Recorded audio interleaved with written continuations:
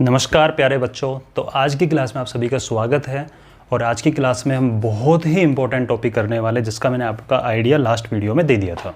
ठीक है, तो अब तक जो हमने किया है, हम चैप्टर का ये मान के चलिए कि कंसेप्ट वाइज ये चैप्टर का सेकेंड लास्ट वीडियो है और फिर एक्सरसाइज से रिलेटेड पर वीडियो 1 एक्सरसाइज करके, यानी अभी आपके 5 to 6 लेक्चर के अंदर ये पूरा चैप्टर कंप्लीट हो जाएगा NCERT, और उसके बाद में फिर कुछ एक्स्ट्रा क्वेश्चन की सीरीज आएगी जिससे आपको पूरा तैयार हो जाएगा। तो आज के जो टॉपिक करने वाले हैं 2-3 एग्जाम्पल करेंगे, जो मैंने आपको बताया था रूट 2, रूट 3, रूट 5 टाइप के जो क्वेश्चन होते हैं, प्रूव करो इरेशनल है।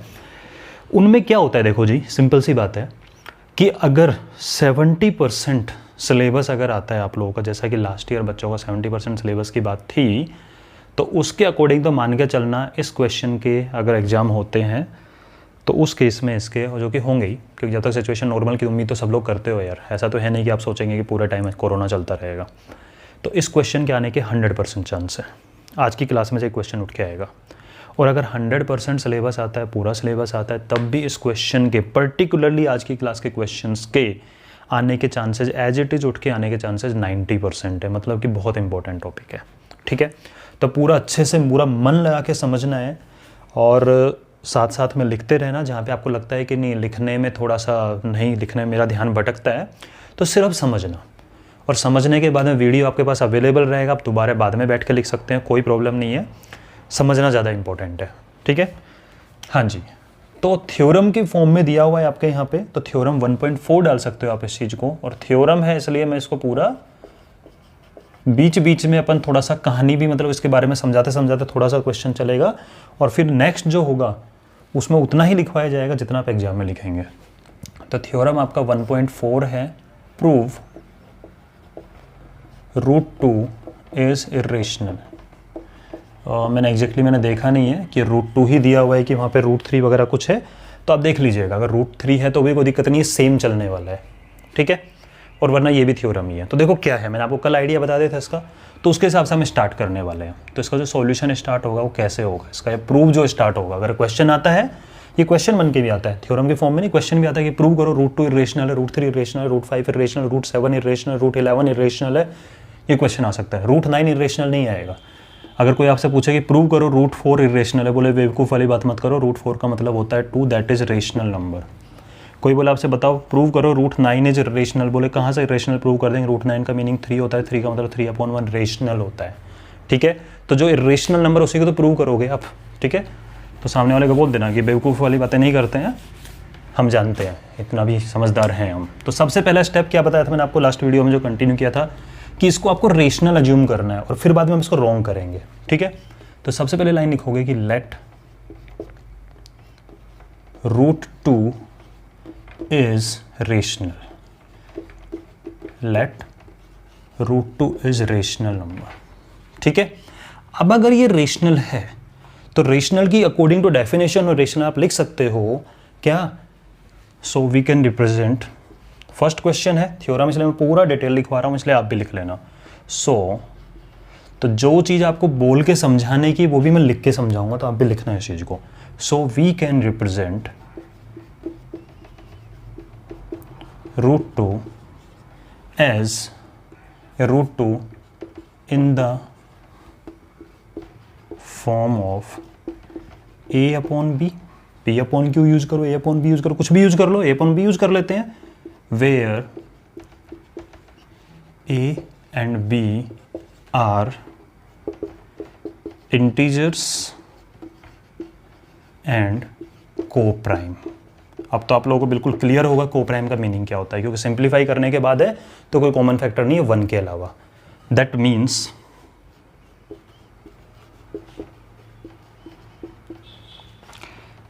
A and B have only, numerical 1 की बात कर रहा हूँ, ठीक है, have only 1 as a common factor. ठीक है, मैं फिर बोल रहा हूँ इस चीज़ को कि एग्ज़ाम में इतना थ्योरी नहीं लिखेंगे, आपका फर्स्ट लाइफ का पहली बार आप ये चीज़ समझ रहे हो, इसलिए मैं आपको जो चीज़ बोल के समझाने की थी वो भी लैंग्वेज की फॉर्म में लिखवा रहा हूँ, ठीक है। तो आराम से मन लगा के समझना है, मन लगा के लिखना है, मेरे ऊपर भरोसा रखना है कि सर समझा रहे हैं तो समझ में आएगा, ठीक है। और अगर हल्का फुल्का 50-60% पे रह जाते हो फर्स्ट टाइम में तो सेकंड टाइम दोबारा सुन सकते हो मुझे, मैं यहीं रहने वाला हूँ, ठीक है भाई। तो मतलब इनका क्या मीनिंग है इसका कि इसको हम P अपॉन Q फॉर्म में, अपॉन B फॉर्म में, X अपॉन Y फॉर्म में लिख सकते हैं। वहाँ पर न्यूमरेटर डिनोमिनेटर क्या होंगे, इंटीजर होंगे एंड कोप्राइम होंगे। कोप्राइम का मीनिंग लिख दिया हमने कि A और B का 1 के अलावा कोई कॉमन फैक्टर नहीं होगा, they have only 1 as a common factor, वो मैंने आपको कोप्राइम में समझा दिया है। फिर आप इसको लिखोगे कि √2 is equal to A upon B, ठीक है। और चलो अभी तो मैं आपको सिर्फ में समझा रहा हूँ, बाद में इसको शॉर्ट में कर देंगे। इसका अंदर √2 A अपॉन B है, ओके। स्क्वायर बोथ साइड, क्या करना है आपको, स्क्वायर, क्योंकि हमें रूट में डील नहीं करना, ठीक है, क्योंकि रूट के बारे में हमें इन्फॉर्मेशन कम होती है। जब रूट के बारे में इतना ज़्यादा पता होता है तो हम क्यों इतना लंबा रास्ता लेके आते हैं, ठीक है, सीधा ही बोल देते चीज़। तो हमें रूट के बारे में बात इतनी नहीं पता होती है, क्योंकि पहली बार लाइफ में रूट वाले नंबर देख रहे हैं, 9th क्लास देखना स्टार्ट किया, सीधा प्रूव आ गया उसके बाद में, तो रूट हटाओ। और रूट हटाने का सबसे सिंपल मेथड होता है कि स्क्वायर करो। और आपको पता है इक्वेशन है ये, क्योंकि इक्वल साइन लगा हुआ है, और इक्वेशन में जो भी काम करना तो दोनों साइड करना होता है आपको। तो स्क्वायर बोथ साइड, ठीक है, या स्क्वायरिंग बोथ साइड, ठीक है ना, ग्रामर पे ध्यान इतना नहीं देना है। अगर इसका स्क्वायर करूँगा तो 2 आ जाएगा, इनका स्क्वायर करूँगा तो ऊपर वाले का भी स्क्वायर होगा और नीचे वाले का भी स्क्वायर होगा, ठीक है भाई, यहाँ तक। तो एक बार यहाँ तक लिख लीजिए आप इस चीज़ को। I am giving 30 second to write, जिसका थोड़ा बहुत बच रहा है उसके बाद हम कंटिन्यू करते हैं, क्योंकि फर्स्ट क्वेश्चन है तो आपको बहुत अच्छे से डिटेल में बताऊंगा एक एक चीज़ें, जो जो कंसेप्ट काम आने वाला है। और सेकंड वाले फिर आपको इतनी प्रैक्टिस हो जाएगी कि आप इसका सॉल्यूशन विद इन 5 मिनट कर पाएंगे, और जो कि ज़रूरी भी है, ठीक है। चलो जी, अब अगर क्रॉस मल्टीप्लाई पे थोड़ा सा ध्यान दें तो आपको पता है कि इस तरह शिफ्टिंग होती है, नीचे वाला ऊपर आ सकता है, ऊपर वाला नीचे क्रॉस में जा सकता है। तो हम क्रॉस मल्टीप्लाई कर रहे हैं, तो B स्क्वायर ऊपर ले जाऊँ, ये 2 को नीचे ले जाऊँ, क्योंकि अगर आप ध्यान से देखो तो अपॉन में 1 है, तो क्रॉस मल्टीप्लाई में ये इससे मल्टीप्लाई, ये इससे मल्टीप्लाई, तो शिफ्टिंग भी तो होती है, ठीक है। तो इसका मतलब क्या, मैं यहाँ से ये लिख सकता हूँ एक चीज़ को कि B स्क्वायर यहाँ आ गया तो 2 नीचे चला गया, is equal to A square upon 2। अब आप मुझे एक चीज़ बताइए कि आपको पता है B एक इंटीजर है। इंटीजर का मतलब -1, -2, -3, +1, +2, +3, +4, कोई ऐसा नंबर पूरा नंबर होगा, ठीक है। तो उसका स्क्वायर भी एक पूरा नंबर आएगा पॉजिटिव में कोई, क्योंकि आपको पता है नेगेटिव का स्क्वायर करने पॉजिटिव आता है, ठीक है। तो कोई पूरा नंबर आने वाला है, 1 आएगा, 2 आएगा, 3 आएगा, 4 आएगा, स्क्वायर करने पर अगर हम बात करें तो 1 का स्क्वायर 1 आएगा, 2 का स्क्वायर 4 आएगा, 3 का स्क्वायर 9 आएगा, कुछ एक नंबर आएगा अच्छा वाला, ठीक है। यानी ये कोई कंप्लीट नंबर होगा, ठीक है ना, कंप्लीट नंबर होगा, डेसिमल में नहीं होगा, फ्रैक्शन में नहीं होगा। अच्छा जी, A स्क्वायर को 2 से डिवाइड किया हुआ है, A स्क्वायर को 2 से डिवाइड किया हुआ है, किसी नंबर को 2 से डिवाइड किया हुआ है और डिवाइड करने पर पूरा नंबर आ रहा है, इसका मतलब A स्क्वायर इससे 2 से कंप्लीटली डिविजिबल है। मतलब अगर मैं आपको बात करूं कि भाई ये वैल्यू आ रही है मेरी अच्छे से, मान लीजिए B स्क्वायर को, स्क्वायर नंबर ले लिया मैंने 16, ये 16 वैल्यू आ रही है, ठीक है। इसका मतलब A स्क्वायर को 2 कंप्लीटली डिवाइड कर पा रहा है ना, और कंप्लीटली डिवाइड करने का मतलब डिविजिबल होता है। तो आज की अगर आपने वीडियो देखा होगा 9 AM वाला, तो उसमें लिखा हुआ डिविजिबिलिटी रूल बताया, तो पूरा डिवाइड करने का मतलब यही होता है। इसका मतलब क्या कंक्लूजन निकला, इस लाइन से क्या कंक्लूजन निकला कि A स्क्वायर को 2 कंप्लीटली डिवाइड कर रहा है, ठीक है। तो आप क्या लिखोगे, सो A square is divisible by 2, ये कंक्लूजन निकला कि A स्क्वायर 2 से कंप्लीटली डिवाइड हो रहा है, मतलब डिविजिबल है। डिविजिबल मतलब ये नहीं होता कि आप बोलोगे 7 डिवाइड बाई 2, हाँ 7 इज डिविजिबल बाई 2, ये डिविजिबल नहीं होता। डिविजिबल मतलब डेसिमल में आंसर नीचे में पूरा चाहिए, लेकिन इस केस में डेसिमल आ ही नहीं सकता, क्योंकि B को आपने इंटीजर माना है और इंटीजर का स्क्वायर डेसिमल में कभी होगा ही नहीं।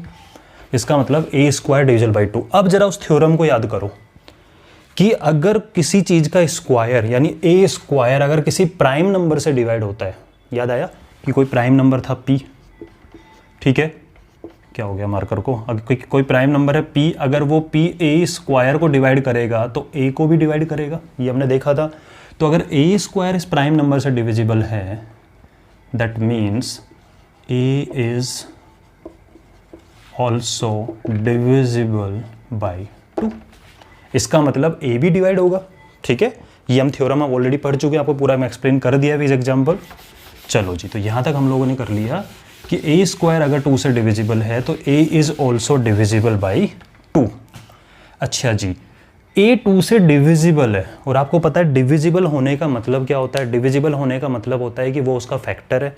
मैं बोलूँ कि 6 2 से डिवाइड हो रहा है, 6 2 से डिविजिबल है, तो क्या 2 6 का फैक्टर नहीं है।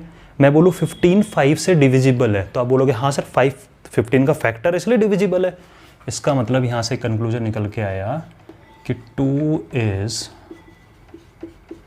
फैक्टर ऑफ ए, क्योंकि ए डिविजिबल है 2 से, तो 2 इसका फैक्टर हो गया। अच्छा जी, यहाँ से हमने कुछ कंक्लूजन लिखना स्टार्ट किया, तो हमने गाड़ी को यहाँ रोका था, तो वापस सॉल्यूशन तो यहीं स्टार्ट करेंगे। ये तो इनका कंक्लूजन है, ठीक है। कंक्लूजन ब्रैकेट में लिखना है आपको। अच्छा जी, अब मुझे बताओ, जब ए स्क्वायर 2 से डिविजिबल है तो कोई वैल्यू आएगी ए स्क्वायर अपॉन 2 करने पर। फिर हमने निकाला कि ए 2 से डिविजिबल है, यानी ए 2 से डिविजिबल है, तो ए को 2 से डिवाइड करने पर कोई इंटीजर आएगा।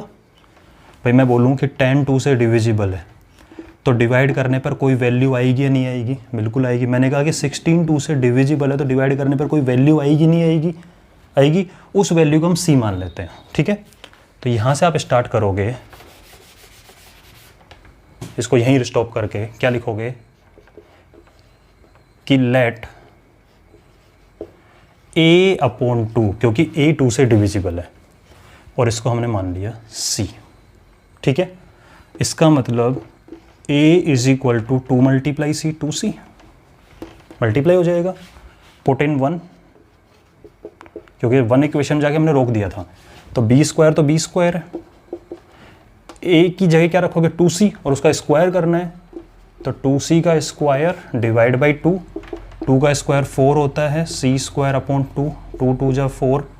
इसका मतलब B square equal to 2c square. बिल्कुल स्टेप आपको लग रहा होगा सर इतना लंबा प्रूफ कैसे याद होगा हमें।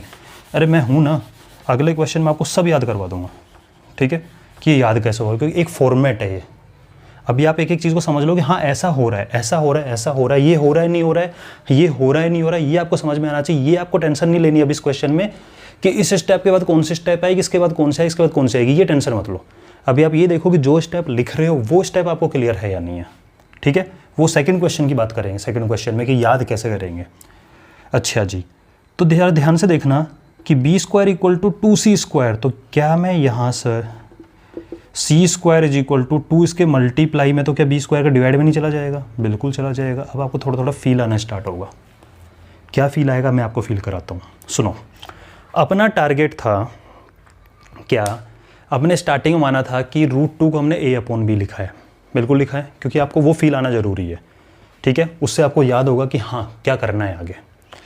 तो जब हमें पता था कि a और b को हमने को प्राइम माना है, मतलब a और b का 1 के अलावा कोई कॉमन फैक्टर नहीं है, और मैंने आपको कल ही ये वाली बात बताया था, हिंट दिया था कि यही को प्राइम वाली चीज़ हम रोंग करेंगे। मतलब a और b का कोई कॉमन फैक्टर निकलेगा, ठीक है, क्योंकि अगर 1 के अलावा कोई भी कॉमन फैक्टर निकल गया a और b का, मतलब a और b क्या नहीं रहेंगे, को प्राइम नहीं रहेंगे। a और b को प्राइम नहीं रहेंगे, मतलब लास्ट में जाके हमें पता लग रहा है यार गलती हो गई।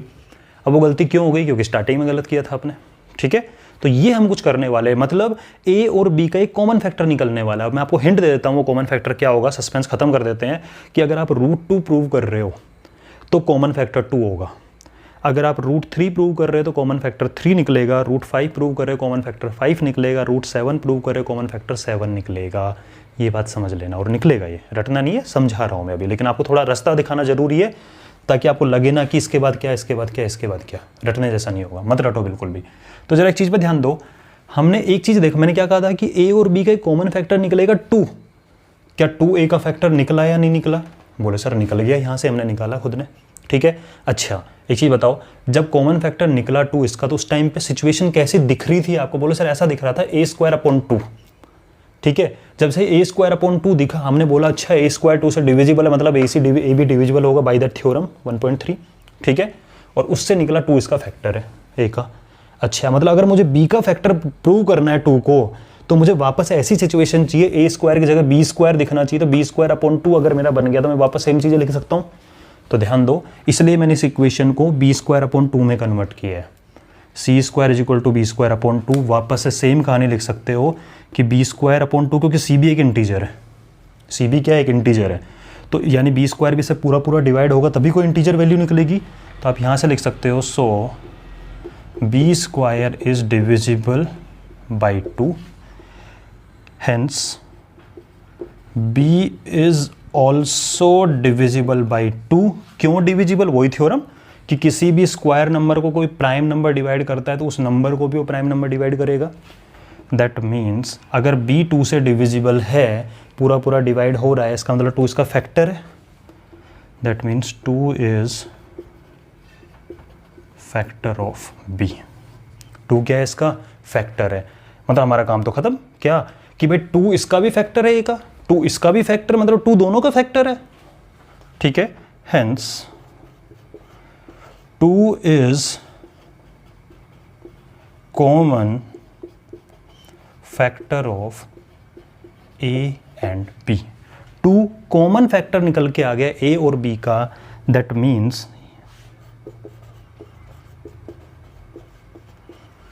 A and B are not co-prime।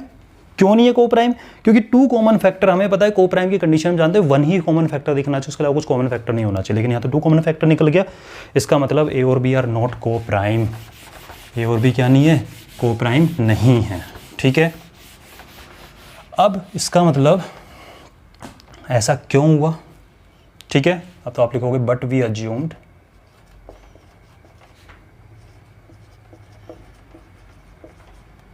That A and B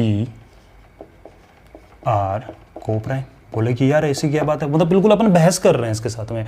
जैसे ही निकला co-prime नहीं, अरे यार लेकिन हमने तो अज्यूम किया था co-prime है। मतलब अगर आप किसी को बोल रहे हो चीज़ को कि आप गलत जगह पे पहुंच गए, आप उसको बोलोगे, बोले यार ऐसे कैसी बात है, मैं तो स्टार्टिंग से लेके चल रहा हूँ कि हाँ रास्ता जब पहुँचेगा मेरे घर पहुँचेगा। बोले भाई इसलिए नहीं पहुँच पाया, इसलिए गलती हो गई कि तूने स्टार्टिंग गलत किया था। ठीक है, तो हमने इसके बहस करी कि हम पूरा मजे मजे चल रहे हैं, अरे ए और बी को प्राइम है, ए और बी को प्राइम है। ठीक है, उसके हिसाब से हम चलते जा रहे हैं। लास्ट मतलब को प्राइम नहीं है, माथा है उनका। बोले यार ये क्या बात हुई, हम तो अज्यूम करके चले थे ए और बी को प्राइम है। बोले तो तुम्हारा अजम्पशन रॉन्ग था, आपने गलत मान लिया, मेरी क्या गलती है? So our assumption was wrong. बोले तुमने माना ही गलत था। अब वो गलती कौन सी वाली गलत माना? ये माना कि को प्राइम है, वो तो बाद की बात है। सबसे पहला चीज आपने क्या माना था? फर्स्ट लाइन पे फोकस करो, let root 2 is rational number. उसके बाद ही तो को प्राइम आया ना। तो our assumption was wrong, that means root 2 is rational नहीं इर्रेशनल। बात समझ में आई? अगर किसी को कंसेप्ट भी समझ में आया, ये मत ध्यान दो कि आपको ये याद हुआ या नहीं हुआ, वो मेरा काम है याद करवाना। मैं भी ये भी नहीं कहूँगा कि आप प्रैक्टिस करो, क्योंकि प्रैक्टिस मैं करवाऊंगा अभी 2 क्वेश्चन और। ठीक है, लेकिन आप ये देखो कि क्या आपको समझ में आया कि हम क्या क्या चीज़ें यूज कर रहे हैं। तो आई एम गिविंग यू 1 मिनट, जल्दी से इसको नोट करो। उसके बाद आपको नए क्वेश्चन करेंगे और वहाँ पर थोड़ा स्पीडली चलेंगे और अभी मज़ा आने वाला है इस क्वेश्चन के अंदर। ये आपका ऐसा क्वेश्चन बन जाएगा जिस क्वेश्चन में आप गलती करोगे भी नहीं, कर ही नहीं सकते। तो इसलिए इसको जल्दी से नोट करो।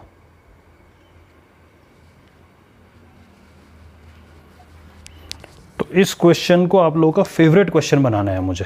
ठीक है, ऐसा मज़ा आने लगेगा आपको इस क्वेश्चन के अंदर, लगेगा कि सर यही आ जाए पेपर के अंदर, सारे क्वेश्चन में यही आ जाए, ये तो हम आराम से कर देंगे।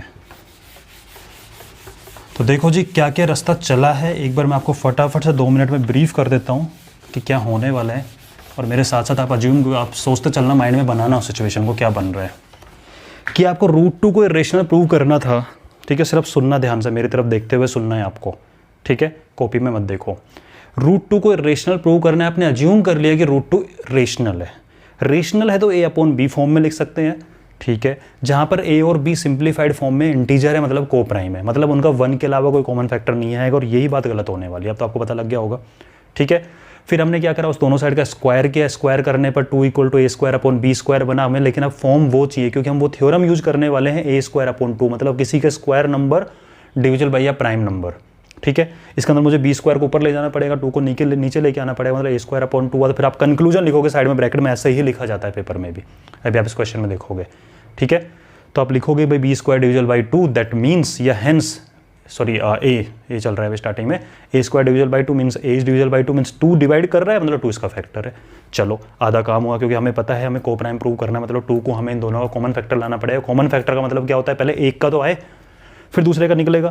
फिर आपको पता लगा a डिविजल बाई 2 है, तो मतलब a/2 को कुछ लिख सकते हैं, तो उस a/2 को आपने c लिख दिया, उसका यूज करके आपने a=2c लिया, a=2c को आपने उस इक्वेशन में पुट किया, वहाँ से आपकी इक्वेशन निकली, फिर आपको वापस जो a²/2 जैसा फॉर्मेट बना था वैसा ही सेम फॉर्मेट आपका b²/2 जैसा बनेगा इसके अंदर, ठीक है, क्योंकि आपको वापस सेम चीज़ें b के लिए भी लिखनी है। जैसे b के लिए सेम चीज़ें लिखे भाई b² डिविजल बाई 2 मतलब b डिविजल बाई 2 है, वही थ्योरम, ठीक है। इसका मतलब कि 2b का भी फैक्टर है, 2a का भी फैक्टर है, 2b का भी फैक्टर है, 2 दोनों का फैक्टर है, 2 दोनों का कॉमन फैक्टर है, ठीक है। तो मेरा हीरो वही वाली बात है, तो 2 दोनों का कॉमन फैक्टर है। जब दोनों का कॉमन फैक्टर हो गया तो हमारा अजम्पशन तो रॉन्ग हो गया, क्योंकि हमने तो को प्राइम माना था, को प्राइम तो बचे ही नहीं है, प्रूव कर दिया को प्राइम नहीं है ये, ठीक है। तो हमारा अजम्पशन रॉन्ग क्यों हुआ, हमसे गलती क्यों हुई, क्योंकि हमने स्टार्टिंग में गलती करी थी। इसका मतलब हमने जो स्टार्टिंग की जो फर्स्ट लाइन लिखी थी कि let root 2 is rational, that was wrong, गलत रास्ते पे कदम पड़े तो गलत मंजिल तक ही पहुंचोगे, ठीक है। तो गलत मंजिल पे पहुंचने पर रियलाइज हुआ कि यार गलती क्या हुई थी, बोले यार गलत रास्ता चूज किया था। समझ गए बात को। अब आ जाओ, आपको उतना ही लिखवाएंगे इसके अंदर जितना आपको एग्जाम में लिखना है। तो क्वेश्चन लिखो पहले, एग्जाम्पल है ये आपका, प्रूव √3 इज इर्रेशनल। सॉल्यूशन कैसे होगा सिर्फ आपको इस पर ध्यान देख रखना है। तो आप सबसे पहले लिखोगे let √3 is rational, that means √3 equal to, या एक लाइन लिख देते हैं, so we can right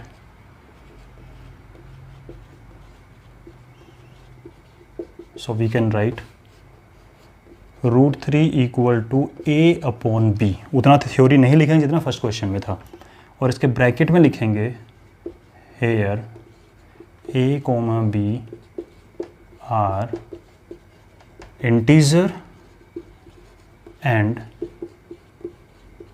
coprime, that means a and b have, या a and b have only one as common factor।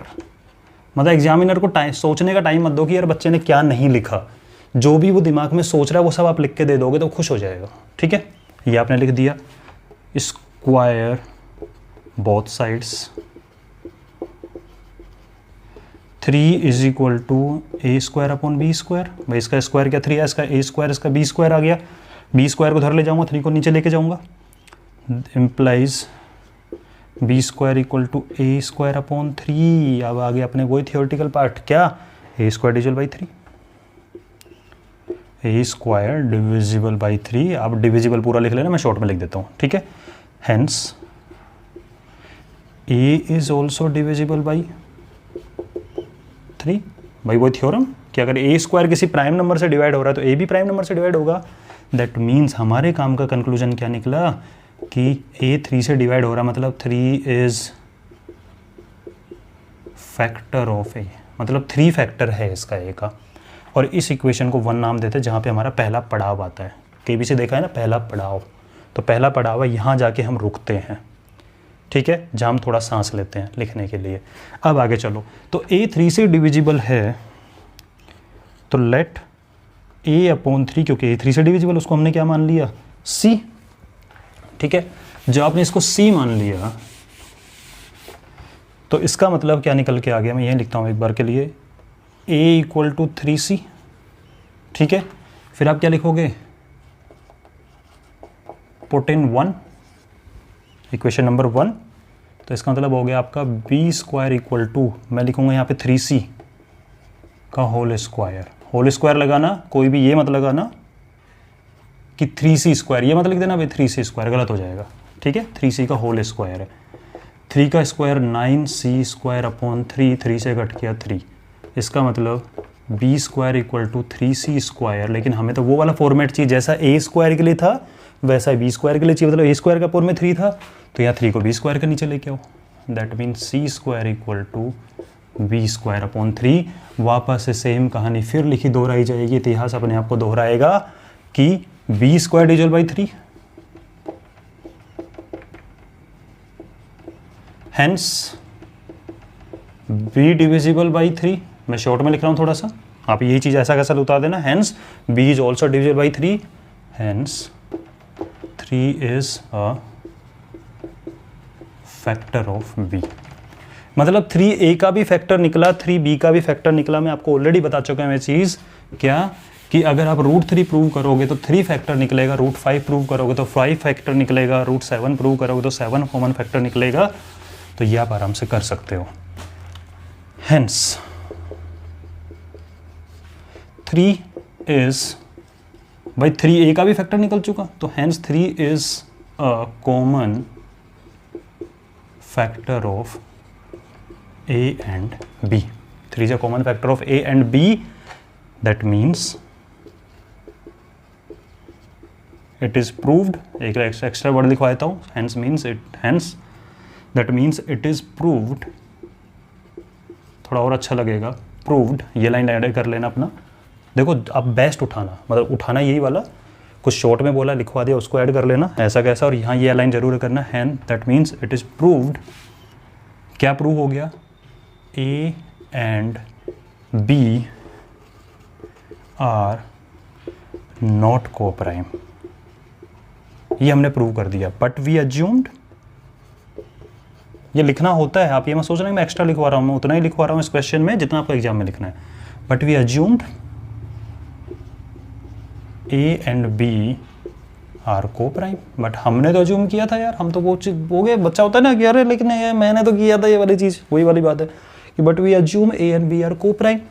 सो तो उसने बोला बेटा वो गलत इसलिए हो गए क्योंकि आप चले ही गलत थे। ठीक है मित्रों, गलत इसलिए पहुंचे क्योंकि चले ही गलत थे। ठीक है, so our assumption was wrong, हमारा assumption ही wrong था।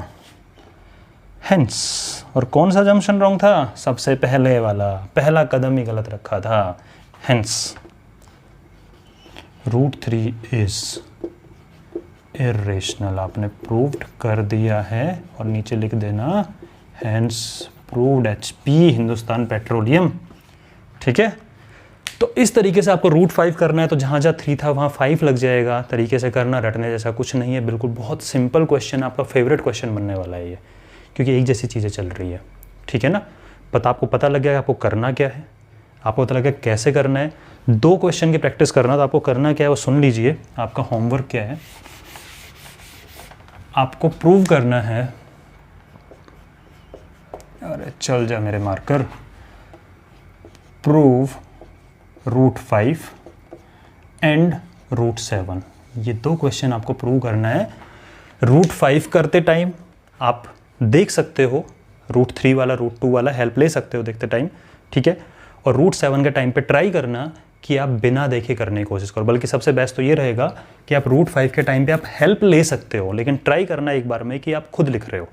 तो ठीक है, एक बार √2 √3 को पढ़ लिया अच्छे से, आपने दिमाग में बैठा लिया, √5 क्वेश्चन को खुद करो, बिना देखे करो एक बार, और करने के बाद में ये देखो कि आपने क्या क्या पार्ट मिस किया। देखो मैं आपको लैंग्वेज की बात बताता हूँ, इतनी लैंग्वेज आपको लिखनी पड़ेगी, इससे कम करो कोई कंसेप्ट निकल जाएगा, क्योंकि मैंने आपको कुछ ज़्यादा तो ग्रामर तो बनवाई नहीं है, बहुत लंबी लंबी, हर लाइन में कंसेप्ट छुपा हुआ है, तो कंसेप्ट मिस नहीं करना है। तो √5 का अपने आप करो, बिना देखे करो, उसके बाद अपनी चेकिंग करो कहाँ कहाँ मिस किया, उस पार्ट को वहाँ पे नोट कर लेना, और फिर √7 में ट्राई करना कि परफेक्शन आ जाए, कि आप कोई गलती ना करो। ठीक है, नेक्स्ट क्लास में इस लास्ट चैप्टर का लास्ट कंसेप्ट वाला वीडियो आएगा, उसके बाद में आपकी एक्सरसाइज स्टार्ट हो जाएंगे, और वो बहुत इंपॉर्टेंट है।